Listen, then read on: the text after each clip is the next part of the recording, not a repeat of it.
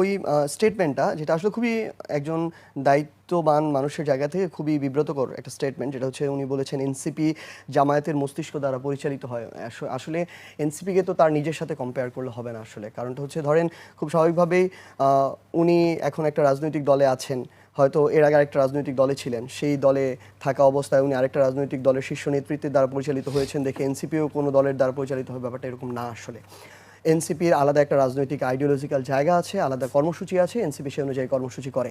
তাহলে আপনি কি ধরেন আমরা 5ই অগাস্টে আমার কালচারাল অঙ্গনকে একত্রিত করে আমরা একটা কনসার্টের জন্য কাজ করেছি, তো এটা কি জামাতের পরামর্শে কনসার্ট হয়েছে কিনা, মানে এই প্রশ্নটা যদি আমরা ইভেন সামনে নিয়ে আসি, এরকম অসংখ্য বিষয় আছে। টকশোতে সার্জিস আলমের কথাগুলো ছিল একেবারেই যুক্তিযুক্ত, যেখানে একেবারে নীরব ভূমিকা পালন করেছেন বিএনপি নেতা রাশেদ খান। রাশেদ খান হয়তো ভুলে গেছেন যে এনসিপির নেতারা একসময় বৈষম্য বিরোধী আন্দোলন করে এই দেশ থেকে ফ্যাসিবাদকে সমূলে উৎপাটিত করেছে।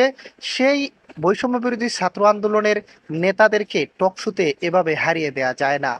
তাদের মন মতো হয়ে গেল তো আমরা তাদের টিম হয়ে গেলাম, আমরা কারো টিম হইতে আসি নাই, আমরা আমাদের রাজনীতিটা করতে আসছি। এখন ভাই যে জিনিসটা বললো আসলে যে আমরা আমাদের জায়গা থেকে এই যে ধরেন মামলা টামলা এই যে বিষয়গুলো বললো, খুব স্বাভাবিকভাবে এটা ট্রু যে এই অন্তর্বর্তীকালীন সরকারের সময় এমন বেশ কিছু মামলা হয়েছে, ধরেন 200টা নাম দিয়েছে, 200টার মধ্যে হয়তো 100 জন অপরাধী, 100 জন না, এরকম অনেক জায়গায় হয়েছে, কোথাও 50 জন, কোথাও 20 জন অপরাধী না। কিন্তু এটা কিভাবে হয়েছে? ওই তখন বিএনপির হঠাৎ করে যারা নেতা বনে গেল, তারা এই মামলা বাণিজ্যটা কিভাবে করেছে? তারা আগে নামের তালিকা তৈরি করার সময় একবার নাম দিবে না ওই তালিকায়, এই জন্য টাকা নিয়েছে। এরপরে আবার ওই নামটা দিয়ে নামটা কাটানোর জন্য আরেকবার টাকা নিয়েছে। এরপরে যখন এজাহার হয়ে গেল তখন জামিনের জন্য আরেকবার টাকা নিয়েছে। বিএনপির স্থানীয় পর্যায়ের কিছু নেতাকর্মী এভাবে লুটপাট করে খেয়েছে মানুষকে। এক সেকেন্ড লেয়ার, এখন আপনি আবার যদি নিরাপরাধ মানুষদেরকে এখন জামিন আমার সমস্যা নেই, কিন্তু আমি যখন দেখি দীপু মনির জামিন হয়ে যায়, আমি যখন দেখি শিরিন শারমিন চৌধুরীর জামিন হয়ে যায়, তাদেরকে যদি রাশেদ খান নিরপরাধ বলতে চায়, তাহলে এর চেয়ে আমাদের জন্য তাদের জন্য লজ্জার কিছু হইতে পারে না। উক্ত টকশোতে সার্জিস আলম আরো প্রশ্ন তুলেন যে আমাদেরকে রাশেদ খানরা বলেন আমরা কেন জামায়াতের সাথে জোট করেছি, কিন্তু ওনারা একটা কথা হয়তো একেবারেই ভুলে গেছেন যে বিএনপি 30 বছর জামায়াতের সাথে জোটবদ্ধ ছিল।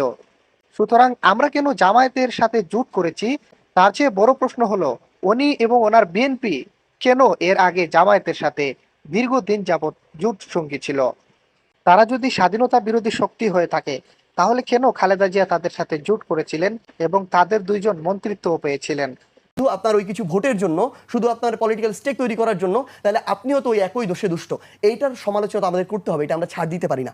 এখন যে জিনিসটা মানে তাদের ভাষ্য অনুযায়ী হচ্ছে যে কেন আমরা আমাদের জায়গা থেকে জামায়াতের সাথে গেলাম, উনি এটা হজম করতে পারতেছেন ওনার জায়গা থেকে। তাহলে আমি যদি প্রশ্ন করি, ধরেন ওই একটা সময় আমরা তো দেখছি ওনারা 18 কোটা সংস্কার আন্দোলন কিন্তু ছিল, সংগঠক হিসেবে ছিল, আমরা এই জন্য তাদেরকে ধন্যবাদ জানাই, ওইটুকু আমরা স্বীকারও করি, ওই মানসিকতা থাকতে হবে। কিন্তু ওই আন্দোলনে তখনও তো 18 সালে তো শেখ হাসিনা একজন স্বৈরাচার, এর আগেও তো তিনি 14তে ভোট লুটপাট করেছেন, 18তে লুটপাট করেছেন, তাহলে মাদার অফ এডুকেশন জননী এই হিসাবে তো তার আখ্যায়িত করার কিছু ছিল না, এটা তো তার করার। ধরেন আমরা তো তখন এত কিছু বুঝি না, আমিও কিন্তু আন্দোলনে ছিলাম, কোটা সংস্কার আন্দোলনে, ওনারা কথা বলতো, আমরা শুধু অংশগ্রহণকারী ছিলাম ওই টাইমে। তাহলে ওই পরিস্থিতি অনুযায়ী এটা করলো এক। দ্বিতীয়ত, যেই বিএনপি 30 বছর ধরে জামায়াতের সাথে জোটে, তাহলে তো এই বিএনপিকে প্রশ্ন করা উচিত এর জীবনে আপনার ওই বিএনপির সাথে যাওয়া উচিত না যে বিএনপি জামাতের সাথে 30 বছর জোটে। আমি জামাতের সাথে জোটে গিয়েছি, আপনি যদি আমাকে একবার প্রশ্ন করেন, আপনার তো উচিত তারেক রহমানকে 30 বার প্রশ্ন করা যে উনি কেন জামাতের সাথে গেলেন। খালেদা জিয়াকে তো আপনার প্রশ্ন করা উচিত ছিল যখন উনি বেঁচে ছিলেন, যে কেন জামাতের সাথে গিয়েছিল, কেন মন্ত্রী বানিয়েছিল, কেন গাড়িতে ফ্ল্যাগ দিয়েছিল, কেন জামাতের আমিরের সাথে খালেদা জিয়া এক স্টেজের পাশাপাশি চেয়ার শেয়ার করেছিল। তাহলে ওই উত্তরটা তাকে বিএনপিকে দিতে হবে, তারপর আমরা এনসিপি দেওয়ার চেষ্টা করব। বিএনপি যখন জামায়াতের সাথে জোট করবে সেটা বৈধ হবে, আর আমরা এনসিপি যখন জামায়াতের সাথে জোট করব সেটা অবৈধ হয় কিভাবে? এই উত্তরটা কি রাশেদ খানরা দিতে পারবেন? প্রিয় দর্শক, টকশোতে সার্জিস আলমের যুক্তিযুক্ত কথায় একেবারেই ঘায়েল হয়ে যান বিএনপি নেতা এবং তারেক রহমানের রাজনৈতিক উপদেষ্টা রাশেদ খান।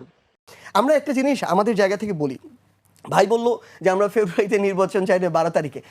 আমাদের কখনো আপনি ফুল স্টেটমেন্টগুলো দেখবেন, আমাদের দায়িত্বশীল জায়গা থেকে আমরা কখনো বলি নাই যে আমরা নির্বাচন চাই না, বরং আমরা বলেছি ফেব্রুয়ারিতে না, আপনি ডিসেম্বরে নির্বাচন করেন, কিন্তু তার আগে আমাদের এই গণভোটের নিশ্চয়তা লাগবে, আমাদের তার আগে এই যে জুলাই সনদ, এই জুলাই সনদের যে রোড ম্যাপ কীভাবে বাস্তবায়ন হবে আমাদের এটা লাগবে। আমরা স্থানীয় নির্বাচন চেয়েছি, তাহলে আমাদের রাজনৈতিক দল হিসেবে কিছু এজেন্ডা থাকবে। আমার এজেন্ডা যদি রাশেদ ভাই ঠিক করে দেয়, বিএনপি ঠিক করে দেয়, তাহলে তো আমি আলাদা কোনো দলই হইলাম না। তো আমরা একেবারে শেষ পর্যন্ত আমার তো কিছু বলতে ভাই তো অনেকক্ষণ। তো এখন ব্যাপারটা হচ্ছে আসলে কি দেখেন, আমরা আমাদের জায়গা থেকে রাজনৈতিক দল হিসেবে আমাদের কর্মসূচি করছি। ভাইরা বলছেন যে ওই টাইমে অনেক সুযোগ সুবিধা ওই তারপরে আমরা অন্তর্বর্তীকালীন সরকারের সহযোগিতায় দল করেছি। বাংলাদেশে ৭১-এর পর থেকে আজকে পর্যন্ত কোনো রাজনৈতিক দল সবচেয়ে বেশি যদি সরকারের সরাসরি সহযোগিতায় কিংস পার্টি হিসেবে জন্ম নেয়, সে দলটার নাম বিএনপি। তাহলে ভাইকে উত্তর দিতে হবে ওই বিএনপিতে উনি কিভাবে গেলেন।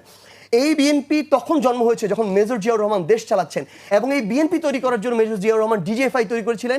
ডিজিএফআই এর মতো গোয়েন্দা সংস্থাকে ব্যবহার করে বিভিন্ন রাজনৈতিক দল, আওয়ামী লীগ থেকে শুরু করে, জাসদ থেকে শুরু করে আরও বিভিন্ন যারা রাজনৈতিক দল আছে তাদের ঘরে ঘরে পাঠিয়ে মানুষদেরকে বিএনপিতে নিয়ে এসেছেন।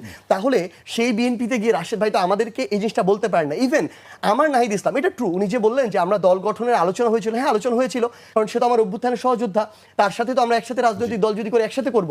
কিন্তু একটা এখানে গুরুত্বপূর্ণ বিষয় হচ্ছে, যেদিন আমার দল আত্মপ্রকাশ করে তার আগেই নাহিদ ইসলাম ওইটা ছেড়ে চলে এসেছিল।